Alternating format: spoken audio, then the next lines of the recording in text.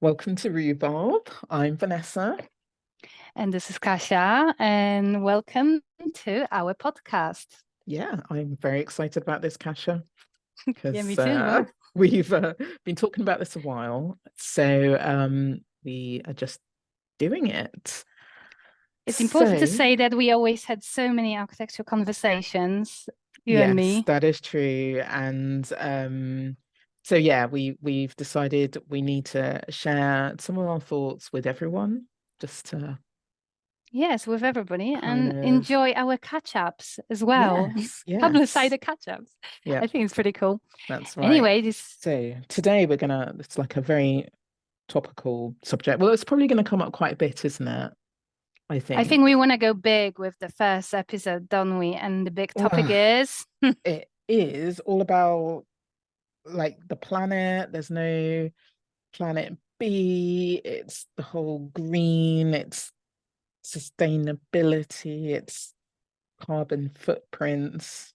It's all of And let's that. just say it's a big topic, and we can split the topic into smaller sections in other episodes. But basically, we thought this is quite critical, as at the moment we have the Future Home Standard consultation, and everybody can comment until 6th of March. So I think it's really critical for us to just discuss what's going on Yeah. and where are we And and what's green design anyway. that's true, because this word green, it could mean a lot. Yeah, it I've could heard be a it in various greenwashing, as ways. they call it. Greenwashing, yes, sadly, I've heard about greenwashing recently, which just to explain for everybody, greenwashing, yeah, just think of whitewashing, and it's where basically people or companies, entities, businesses, or individuals are saying they're going to do something, but then it doesn't really make a difference. They're not actually going the whole way. Well, no, they're just So, making excuses. I mean, it's like planting trees somewhere in Indonesia. beep. Beep, yeah. And basically it's just an excuse and just saying, oh, we're doing something really good, which Yeah. is not really true. Anyway, so So maybe why is this relevant for us? Like why is it important to you as an architect? I think, well, first of all, um, we're responsible, aren't we? I mean, we're creating huge carbon footprint. We're responsible for the design, so we steer where we're going with the design brief. We can educate people, we can advise what Mhm. can be done, and as well, and think about, outside the box a little bit. What, can we get something locally? Can we use any specific standards? I thought it would be actually really important to mention what are the standards in architecture for green architecture.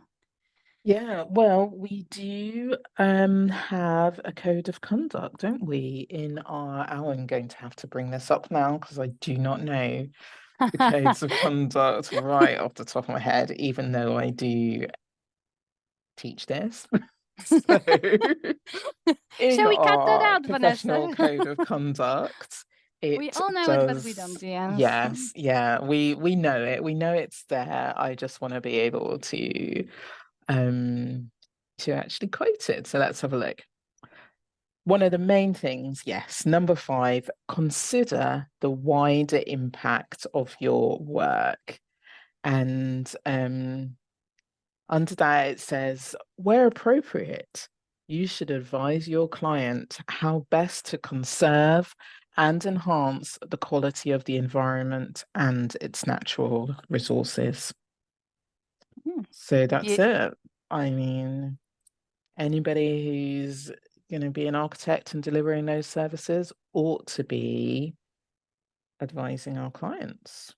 But it's a hard thing, I think, definitely for people to prioritize that. If you've got a set budget, it's like, you're counting your pennies. yes, but then you have to Um, look at it as a vision and perhaps long term. Mm, investment. Uh, well, recently when I did the passive house training, we've looked at the return on a long-term investment and basically right. calculating this, and that's definitely worth doing and looking at, how much money you're actually going to save. So in the beginning, it may be a little bit of money, but it comes back. Yeah, and that is the thing, isn't it? It's but even so, I feel that people they always want to know, well, how much is it going to cost? Whether they're a private client or a commercial one, they'll want to know that initial outlay. And I think there is something in being able to say, look, if you do this now, your bills for the next 10, 15, 20 years that you're in this building, you will use so much significantly less energy because of what you're putting in now. I think that's the way that we've got Yes. to look. The second argument is if you do it now, when the bills go really expensive, and when you decide to retrofit, it's actually easier to do it now than later. Yeah, So yeah. it's always harder to look at something retrospectively. So I think it's even sometimes worth maybe phasing the development, but getting it right. Mm, But mm. I think question here is what is a green design for you, actually? What do you think when you think green architecture? The first thing that I think of is delivering a building that reduces energy consumption. So Yeah. there's a few aspects that I think of in this hemisphere where we are, this climate. I do think about higher insulation. What can we do to get those, well, you'll know the terminology, U values for anybody that doesn't Oh, know yes, that. indeed. That's basically how insulative your building is. So if it's got actually I've completely forgotten. If it's got low Well, U values, that is good, isn't yes, it? basically, yes. Yeah. So The it's well higher, insulated, yeah. airtight, So well insulated, yes, airtight. That's another well thing. orientated. Yeah, orientation Hmm. and yeah, just keeping that heat inside. I know that there's other mechanical things that can be brought out now to make sure it's clean air that we're getting, that, not stale air all the time. But essentially, in the Fabric first UK, approach, yes, shall we it's a say? fabric first approach. Yes, that's the term, isn't it, that we'll hear. And I think the biggest issue with the current consultation we've mentioned in the beginning is that it relies more on decarbonization of the grid and not fabric first approach. So maybe you can explain a little bit about what decarbonization is, because we do hear that a lot. Well, basically, they rely more on the grid and having, the whole aspect of electricity and not actual buildings. So we want to look at and the thing is, you don't have enough in the grid to have such a demand. So actually, I think I read somewhere a nice statement that just stayed in my head, which is the cheapest and the greenest energy is the one you're not going to use. Yeah. And I like that Hmm. because you're not trying to subsidize it with electricity that, okay, it's coming from the green source, but you still have to produce it. Still need Mm. to produce all the, I know, batteries, devices, and well, less is more, isn't it? So in Yeah. architecture, especially. So I quite like that approach and Hmm. not over reliance on all the tech. Tech is good just to, if you want to have a off the off grid house and zero reliance or anything. But basically, we should be making our buildings well insulated and very well built. And Yes. we're not doing it at the moment. And And reduce as much energy consumption as we can. So right down to, yeah, LED lighting, the appliances that we're installing, when we use those appliances. I think anything that we can do to minimize energy consumption is Yes, and I saw important. actually a really fascinating a little CPD this week, and that was by AECB. So that's the building knowledge, and they do all sorts of passive house Mhm. CPDs, and we always get the magazine, Passive House magazine, from them. Ah, And yeah, it's really good. Um, and CPD was about the lady that DIY and retrofitted her flat in Glasgow. okay. And I really, really loved it because she's really done, she didn't do like a big budget with a big budget. She's done it herself, worked part of it over the lockdown, and showed the progression and how little changes in the fabric influence and change the comfort and temperature in a house. And the change was just ginormous. She insulated underfloors. She didn't even do actually the cavity walls. She's very good in building physics and Enerfit. So Hmm. she calculated absolutely everything. Yes, but we So can we can get someone for that, can we? In that's some point, true. maybe. Although we should let our audience know that you are a passive house designer. I know recently qualified, but what difference did that make to your approach to design, or if it did? Oh, huge. Well, we're gonna do a special, well, passive house special, don't we? In a separate Okay. episode. That's a Okay. long story, but I think it did huge difference to my approach to design and how I think about buildings now. But Enefit is the other one I would love to do. It's on my list. Mm. So just to explain, Desired. NFIT is to do with existing buildings, isn't it? Yes, it's Rather passive, than new build. basically passive house standard for existing buildings. So how to retrofit, how to make um, old houses Hmm. energy efficient and with low energy demand. So amazing. Okay. So what else? Oh, actually, just some of our own little things. So within our house, in the last, well, in the autumn, we had solar PVs fitted to our house. So we haven't really done anything on our house. We don't have an extension or a conservatory. So we're quite fortunate in that way that we could easily still get to, like, it's a semi-detached 1930s house, but we Hmm. could still get down the side and the back, which I think made it a lot easier for the fitting of solar panels. And so yes, that's what they did. We had Nice. eight, sorry, not five, eight fitted. And we have our sort of open gable, not gable, but our open end on the hip roof faces south, and then the Hmm. other side they did faces east. And there's a battery as well that they put in the loft. Hmm. Prior to that, we had some triple glazing put in. We had to replace some windows anyway. We still had a couple of timber windows, and some of the windows in the children's rooms were sort of, the hinges had gone and they were very leaky. So we had those done and had the solar panels done as sort of and Very nice. we had a sort of new roof as well. So it was kind of like a little bit of an upgrade. But yes, it was just amazing. And then this winter, I desperately did not want to put the thermostat above 20 degrees at any point.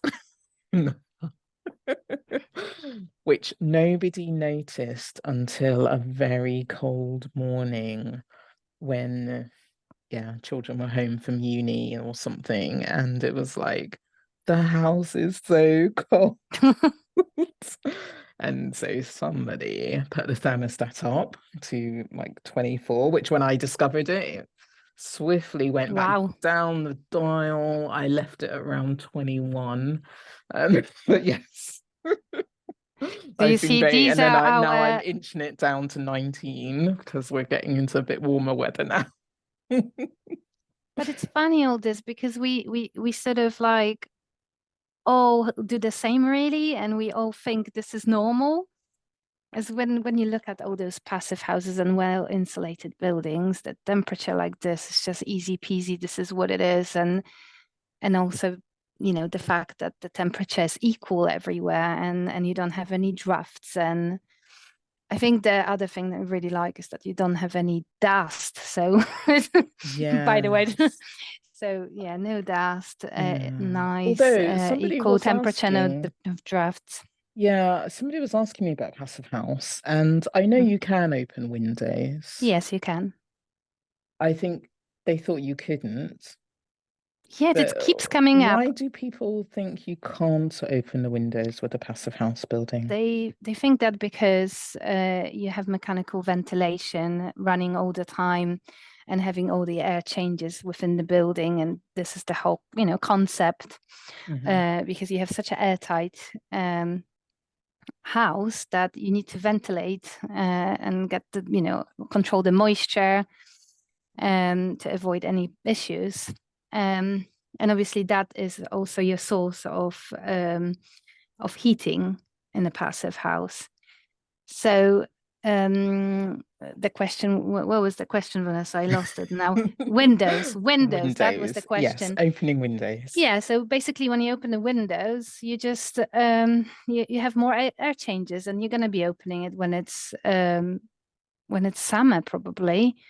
I mean, basically there is no need to open the windows if you have fresh air and a constant change of air in a But you in a can, but like you can, yes. and then it will just, when you close them, it just But settles if it's back down. cold, obviously you're gonna lose the heat, which slightly Mm, defeats the point. So I wouldn't for that reason, but it's not that you can't do that. It's not, okay. you know, it's allowed. Yeah. Okay. Okay. So just to dispel any myths there, you can open windows in Passive House Yes, and we can explain in more buildings. detail everything how it all works. But yes, yeah, it's fine. Okay. Um, but going back to architecture and the green architecture, because we said passive house, we've mentioned future home standard, which is the Mhm. sort of new thing, and it connects to building regs, part L. Which we, let's be fair, I mean, it's not Yeah, really, well, how much of an incentive is it? Because developers, sorry if there's any developers out there, but we know that it's just usually people hitting compliance. And what's going to yeah. persuade them to go more than compliance? Maybe it is when tenants demand that they want better performance standards, that they're more keen to rent homes or rent offices that are actually delivering on the sustainability agenda. Yes, I mean, it is a shame, and especially that the government released a statement in December that the local government shouldn't be proposing their own standards, which very much goes against their localism bill, where they were like, yes, go and set your own standards and make sure you deliver. So it makes no sense. Basically, I'm guessing they've been lobbied by the developers. And they're quoting if it's viable and affordable, all great. It may be more affordable for the developer, definitely not affordable for the future residents. So Mhm. um, for me, makes me a little angry, let's just say. And we definitely need to respond to this. So So let's I will just be break that responding. down for people a bit. It basically means that local planning authorities cannot use sustainability in their conditions. They can't demand it in their I planning think consent what it conditions. Is means, that what it means? that planning authorities were setting their own standards, like a local plan. They would Right. say that we want to achieve this, and in terms of energy demand, or we want you to achieve this standard, Hmm. like we had in the planning documents. If you make anything above 500 square meters, you need to have BREEAM, for example. So that was written, everybody had to do it. Yeah. And basically most local authorities now set their own standards, which were much higher than the central government standards. But the central government is now saying you shouldn't be doing that. So I think it's Okay. very cheeky. Okay. Because there Even are some though, very progressive local authorities where they are actually trying and encourage to build themselves and by others highly sustainable projects. So I think it's really unfair to do a couple of steps backwards. yeah, okay. And I know that we're hoping to discuss that more in well, planning legislation and how that impacts upon sustainability, because there has been a recent change as well with the biodiversity net gain. Yeah, that's Um, coming up, and we can discuss that too, but that's from 12th of April, I think, coming up. mm, So coming soon. As for this one, well, just to summarize, so we've talked about a little bit of passive house, which is the fabric first approach. mhm. We talked about operational energy. We haven't said anything more about embodied carbon, but I think we're going to leave it as a separate big Yeah, topic, that's don't we? kind of a Because tricky one, isn't it? Embodied carbon, because we should probably, so yeah, when we look at a carbon emissions in buildings, just to explain to our listeners, there's two main aspects. There's the operational carbon emissions, which Mhm. is when lights go on or when you're running the boiler or using electricity, whatever it takes to keep that building running and in use. But then we also have what's called embodied carbon, which is the energy that's used or contained when you construct that building. So that will involve things like the transport for the materials, even the manufacture of those materials, and the materials themselves. But So then all of there's the that is, demolition and that's this true, dismantling demolition, because it's yes, cradle to grave, as they call it. yes. Or So can it be cradled, cradle and recycled? Can that building be recycled? I think the idea is that we need to now design with thinking that it can be reused basically in the future. Yes. Or even our first point is, do we even need to build it in the first place? Because there are so many buildings around, and okay, they might be coming to the end of their life that they were originally designed for, but can they be adapted? Can they be reused? Adaptive reuse, that's another thing. And I know there's a project which is close to our hearts because it's such a trying project where I shall not say it, but it's a building that is so it's already over 50 years old. It is listed, this particular building. It's part of a quite large complex, I should say. And some of its commercial units had essentially come to the end of their use.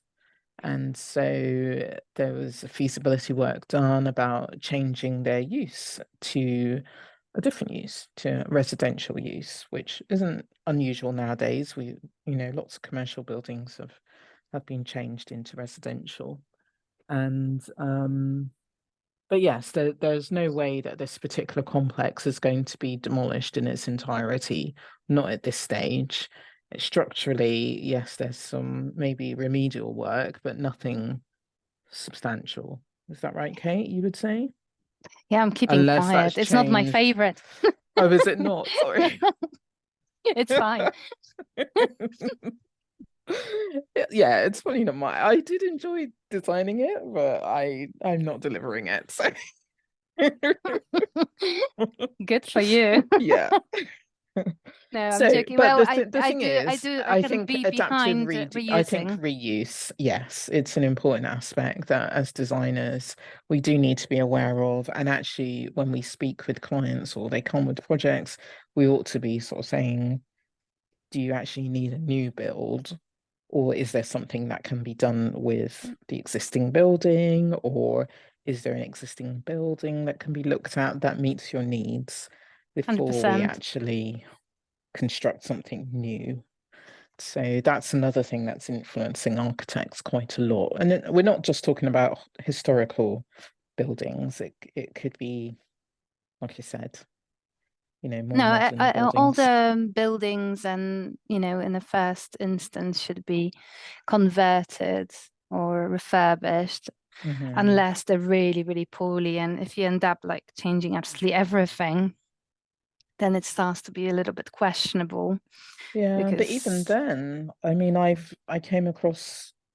So we are, I mean, it's fine to say that we're in southern England, where we're Mhm, both based down here. And I recently came across Marie, an old hospital was basically converted in Salisbury into I think like retirement flats. But it's a big structure.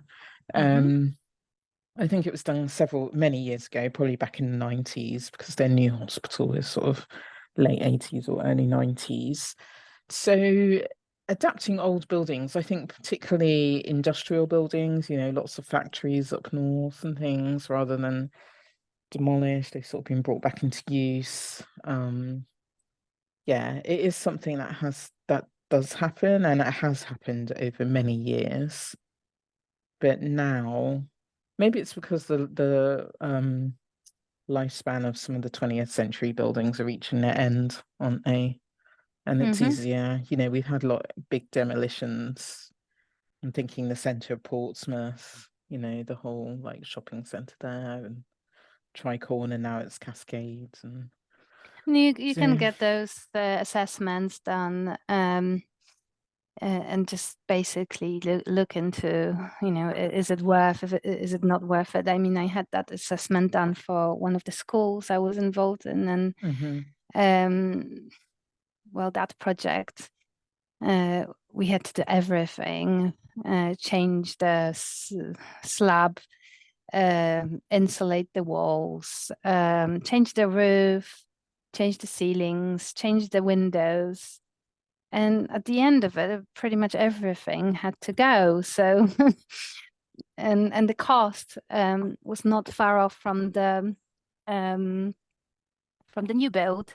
So in the end, we really. just decided to look into what actually can be salvaged from the existing building and maybe reused in the new build. So that's the other way of looking at it, that if you have a steel building, you can keep the steels and reuse them unless, they are not the right sizes. But, some of the structures are quite decent. It's more of Yeah. the windows and things like that. But everything inside, even the door sets, there was no mechanical ventilation. The spaces were a little bit too small as well for the classroom. Hmm. So it just wasn't worth it. Anyway, shall we stop at that and we come back to maybe more like, That was a very abrupt stop. yeah, I know. Gotcha. I was just thinking I can go on forever. I think that's the trap. And Oh, I don't want to, okay. maybe S- someone is just listening to it, going to sleep. But That's true. So we've spoken about design and a little bit of the impact on the planners and passive house and some new terms. So what can the ordinary person on the street do, or what are you doing? You know, let's just wrap up this episode, maybe okay, with a couple of like little tips for, if you're a house owner or if you're renting, what would your number one tip be, Kasia? I think it's important to get some good advice. And I think it's good to read, research, or get the professional. I think there's so many things, so many products, and on the market, and not all these products are actually really good. And they can actually cause issues from condensation, rotting, and all sorts Yeah. of like mold. It needs to be properly done. Every construction is different. Every cavity wall can be different. We talked about this in the office today as well. It's really important to research what we're dealing with, get some advice, and do the simple improvements. I think a good improvement is putting insulation in the loft, like mineral wool insulation is usually the good one to put in a loft without like super advice. I think people these days have all that sprayed things between rafters, which makes me cringe. Yeah, yeah. My neighbor has, I mean, I think it was done many years ago. Um, but yes, he said that their loft has a spray insulation, and so that's even putting him off getting solar panels because he knows he's going to have to deal with that before they can put PVs on. Yeah, it's also good, I think, to assess where they're going, how they're gonna work, and so on and so on. And like, obviously south facing will be the Mm, best. Depends on orientation, but get good advice, I would say, before you go with it, because we do need to make those improvements, but they do need to be done right. I yeah. think that's from me. As for architectural students, advice, if any of them ever listen, learn about this early because it is important. And I think buildings physics is something that we all really should know well. Yeah, understand the principles of how a building works, how water's kept out, how heat is kept in, how it's ventilated, what does warm air do, what does cold air do. All sounds a little bit boring, but there are some really easy We're talking about principles, is aren't there? fascinating. But there's just some basic rules of thumb, isn't there? And Yeah. I think house designers in the past, you see these things, the height of windowsills and opening windows high level or radiators under windows. That was all kind of done for a reason. Yes. And quite often when people do their own building work or without having it designed, and I will say designed, um, then they're at risk of maybe changing the position of a radiator and then the room's always cold or they don't feel the warmth in the same way. Um, but yeah, I think my tip to students of architecture, yes, become aware of it, understand. Ooh, well, actually, if I was starting again now, especially with all the software that's available, I would love to be able to gain a better understanding of some of that software just to do these very quick calculations and help us understand about orientation What we and really need is some super values. smart student to develop some super AI tool. Yeah, I'm sure it's coming. It's coming, isn't it? You can just feel it. But yes, that's what I think would be good as a student, and I think just all of us keep that thermostat down. It sounds Unless it's cruel, passive house, but then you keep it on oh yeah, yeah, unless it happily. is. But otherwise, stick on a pair of socks, have a little snooty or whatever. I can say that because yes, we are in southern England. So yeah, we probably don't get as It's cold not as going to be some parts of the necessary, country. Vanessa, I because know, we we are going to do know the houses so it's gonna well be, that yeah. our thermal comfort is going to be absolutely fine without the snooty. And on that note, you're not gonna need a Yes. snood. No, Kasia said it now. I Personally, promise. I will still keep mine there. or your little I'm blanket, hot optimistic. water bottle, whatever. But yeah, I would just say reduce the energy. That's all. Reduce energy consumption. We live in a very consumer society, but that's another topic Yes, as the well. cheapest, greenest energy that you're not going to use, Is as the we one that said. you're not going to use. Yes. So on that note, we are going to bid you farewell, I think. Yes, yes. And see you soon, I Yes, guess. and thank you for listening. Thank And you. yeah, keep listening. Yeah, bye. Bye.